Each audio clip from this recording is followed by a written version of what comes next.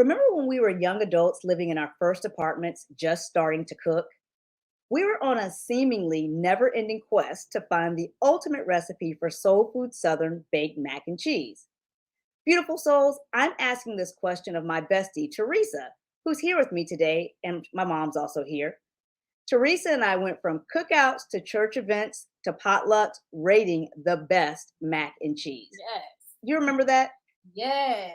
I always used to say, listen, if you don't know how to make mac and cheese, you don't know how to cook. That was me, okay? That doesn't necessarily mean you didn't know how to cook. That was just me. Welcome to the Soul Food Pod.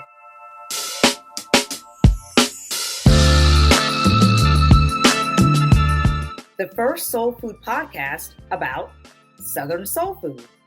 I'm your host, Shaunda Necole, cookbook author and food and lifestyle blogger, making life easier plus more soulful, one recipe at a time. What makes me an expert on authentic soul food? My heritage dates back to my great-grandmother, Florence, a highly esteemed North Carolinian one-woman catering queen. In honor of my grandma Florence's legacy, I run the world's #1 soul food website today. I'm a born and raised Southern girl living my best life in the fabulous entertainment and food capital of the world, Las Vegas. I'm so proud to share my family's African American soul food recipes, representing our beautiful people and a legacy of what we eat. My mission here on the Soul Food Pod is to provide you with recipes for success. So join me as I create conversations about how accessible and approachable classic Southern soul food recipes can be. I'll teach you how these iconic recipes are now easy enough for anyone to make and everyone to love.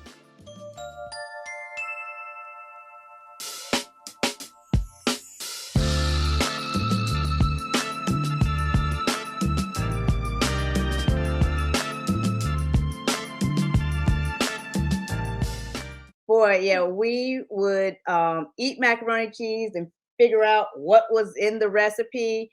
My family didn't eat mac and cheese. We were more of a potato salad family.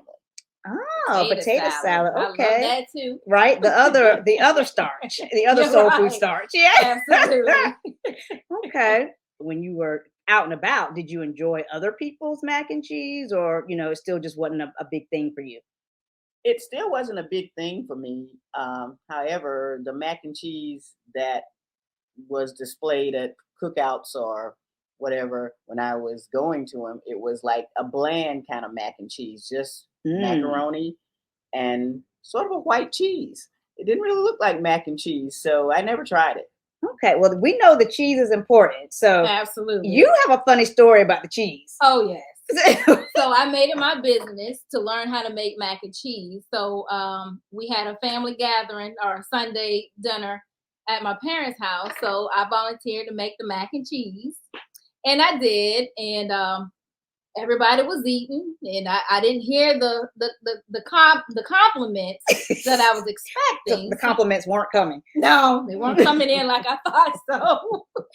So I asked my mom, I said, hey, how was the mac and cheese? And she said, well, what kind of cheese did you use? And I said, mild. She said, you need to use sharp. And I said, oh, that's why I wasn't hearing anything. The important ingredient is definitely sharp cheddar cheese. Right. It does make the difference. It does make a difference because you can blend cheeses for your macaroni and cheese. Right, yes. But there must be sharp in that cheese blend. Have to use sharp. Mild. Right. And when we were on our never-ending quest back in the day trying to find the best recipe, right. I guess sharp cheddar cheese is probably not a secret ingredient. It's just one of the main things, but you just got to know it's got to be sharp in there. It has to be sharp. Yes.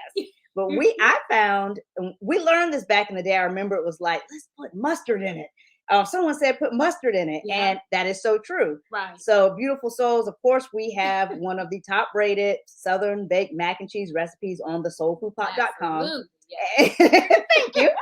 Yeah. And one of the ingredients in there is the mustard powder, the dried mustard seed, or ground mustard seed rather. And that just breaks up that creaminess of the milk and the cheese. And it's really, in essence, what the sharp cheddar cheese does too. for the Yes, dish. it adds the richness to your mac and cheese. Right. And that is what helps add the flavor to it amongst the host of soul food seasoning.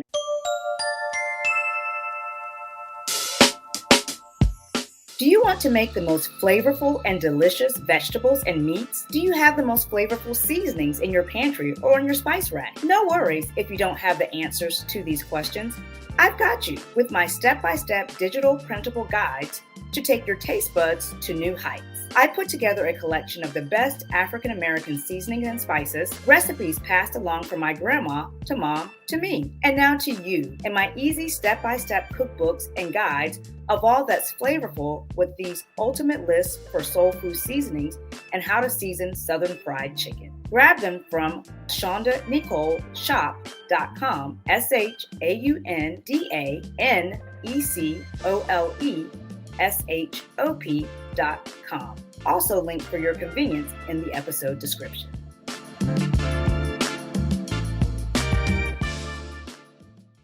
So, what is black mac and cheese? Well, get ready for the most delicious baked mac and cheese you've ever tasted. Black mac and cheese, or black folks mac and cheese, is Southern baked mac and cheese, the way Black people make it, with milk and lots of soul food seasonings and flavors. Yes. It is rich in delicious Southern soulful flavors.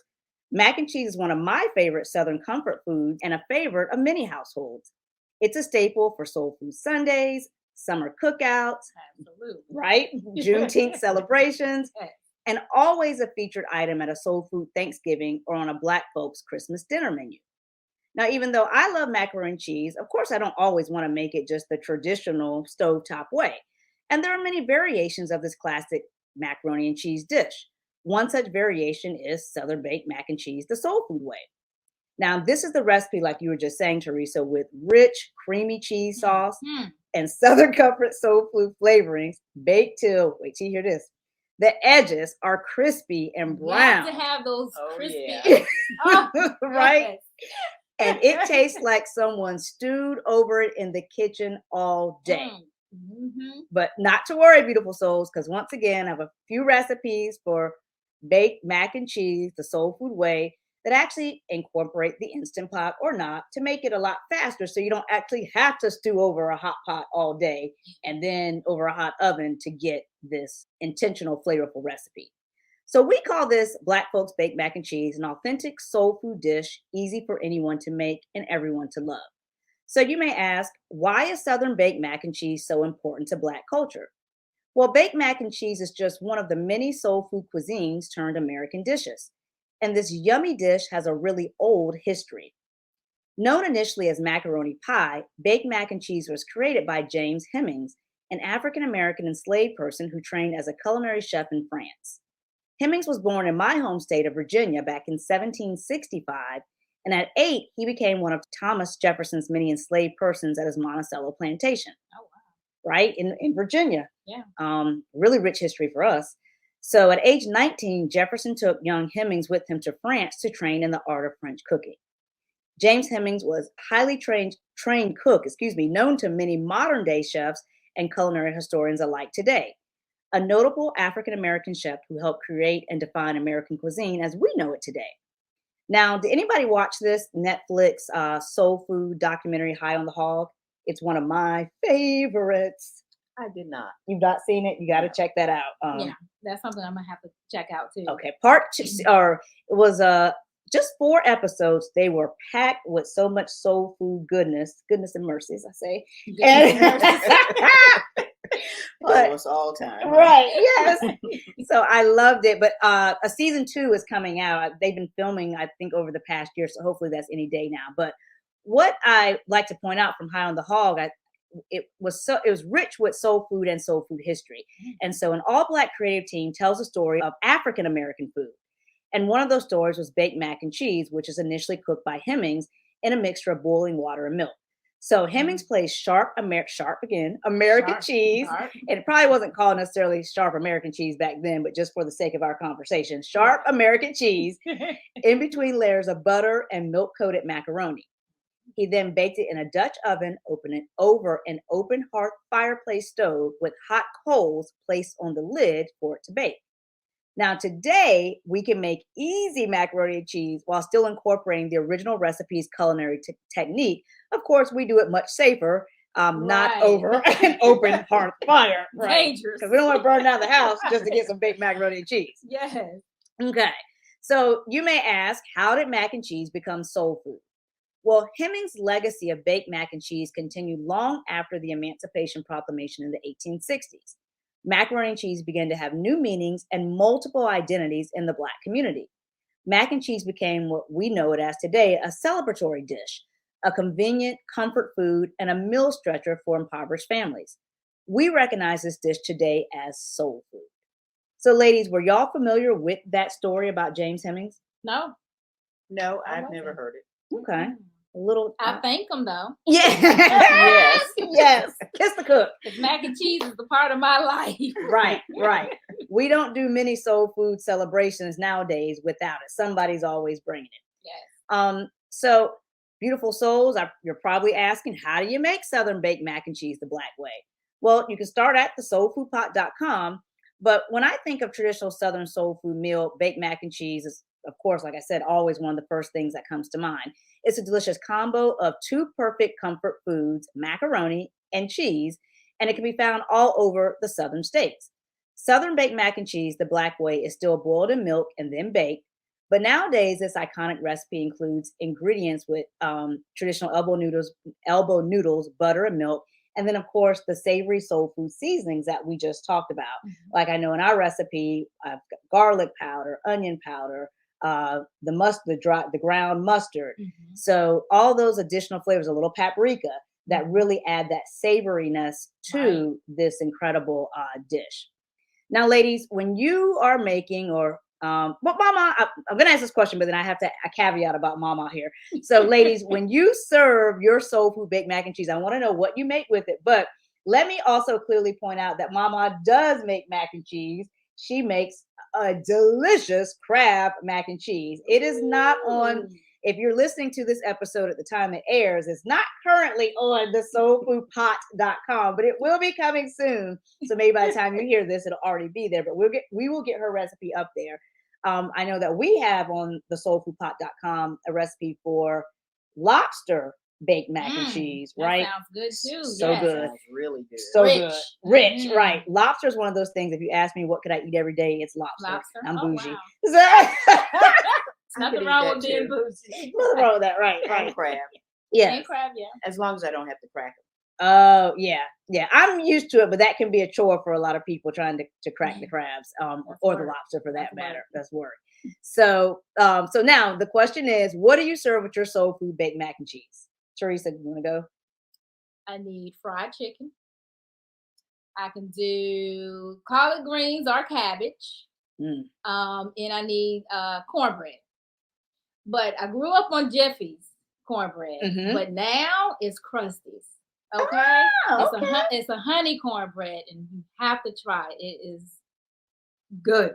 You did do Krusty's when you made some of those. We did a Caribbean day, and you made like a pineapple muffin. Yeah. Okay. Yeah. So I'm a Krusty's second. Krusty's was good. Yeah. It was good. I've always been a Jiffy girl myself. Grew up on Jiffy. Right. So it's still good, but Krusty's is a little more tasty. It takes another level. Okay. Yes. And when you do make your famous crab macaroni and cheese, Mama, what do you serve it with? Usually it's just a dish within itself. It's just a main dish, maybe with a salad, a green salad, and maybe some garlic bread. That sounds really good. It does.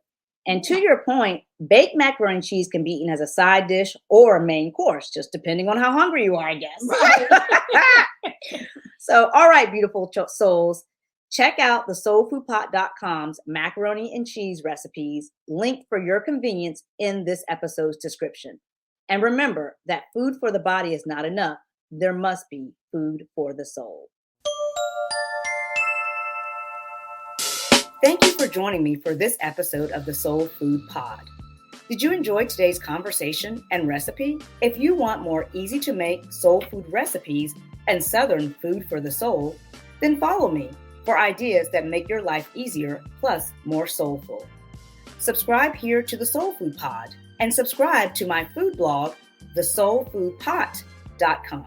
On the Instagrams, follow me at Shaunda Necole. Have you had today's recipe? Would you make it? Comment below and let me know. And make sure you rate this podcast 5 stars and subscribe for all the soul food.